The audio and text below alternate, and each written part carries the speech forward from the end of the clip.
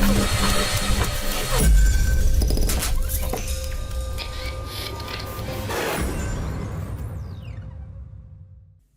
everyone, in this lecture we are going to resolve the double click issue of this game.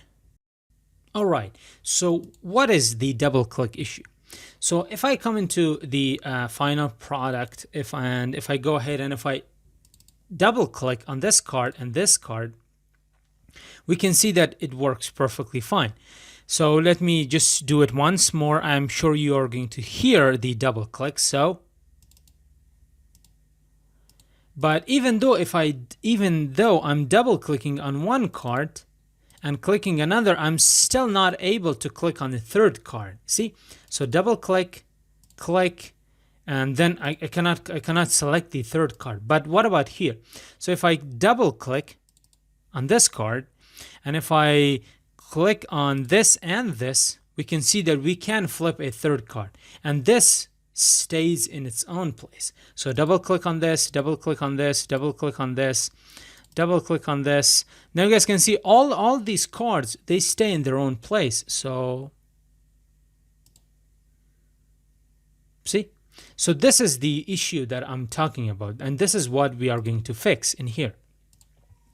So first off, what I'm going to do is I'm going to go here and I'm going to come right here on top, and we are going to implement another flow control if statement in here.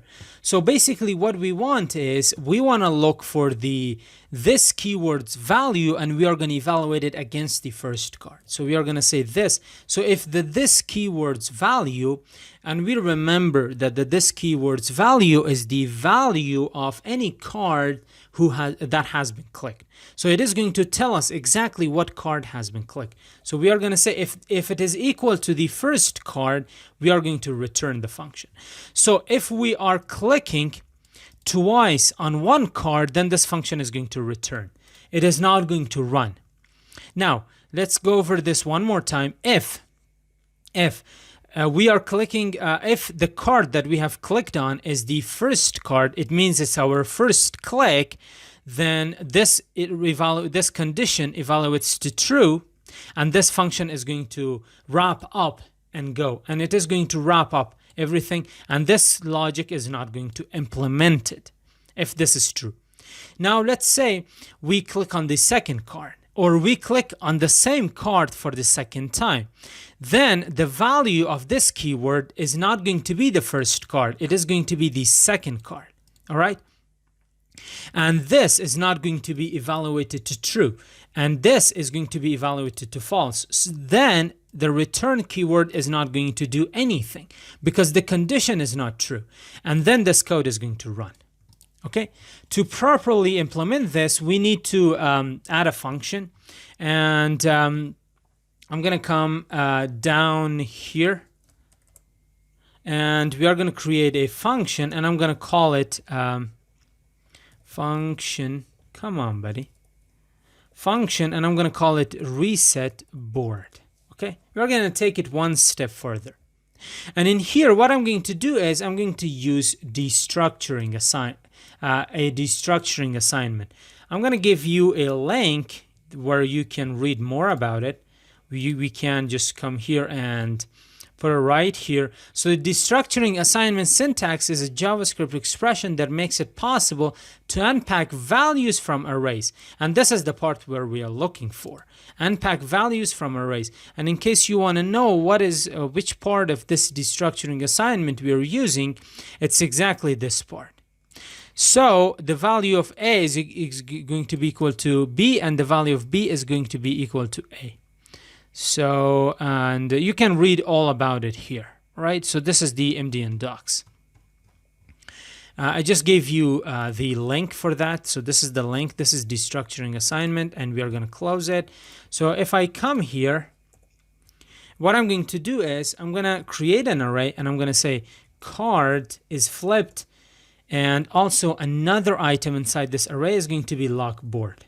And I'm going to set them equal to, so the first value that I put here, this value is going to be set to card is flipped.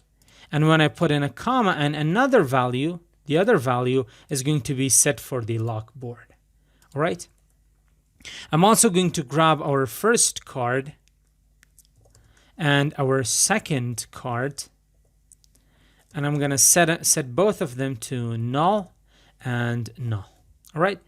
So we can do, oops, we should provide it with semicolon. So we could do it this way. This is called destructuring assignment. This reduces the number of lines of code that we have. So this thing is equal to, oops, equal to, if we were to say card is flipped, let's set it equal to false, and then lock board, set it equal to false.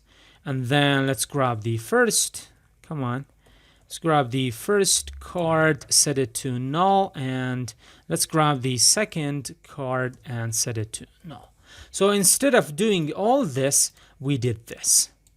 So card is flipped is false, lock board is false, first card null, second card null. So instead of doing that, we could use the destructuring. This is ES6 syntax. Very, very cool stuff. So now, where do we call this reset board? So now you guys can see here we have a lock board false, and in here we also have a lock board false. So I'm going to remove this, and I'm going to call our reset board function in here. So this is where we called it. This is the first place that I'm going to call it. The second place that we need to call it is actually right here. So right here. So it says card is flipped false, all right? And here we also have called card is flipped equal to false. But I'm not going to pass it here because we have called the check for match function, and inside the check for match function we have a disabled cards, and inside the disabled cards is where I'm going to call it. And I'm going to save it, and I'm going to remove this from here because the thing that I just removed, card is flipped equal to false, is going to come from check for match, and for the check for match it is going to come from disabled cards, and from the disabled cards it's going to come from reset board, and from the reset board it is going to come from right here. So it's like many layers deep function call. All right. And let's come here. So if I double click and click on this, okay, that was a match. So let's click on something that is not a match.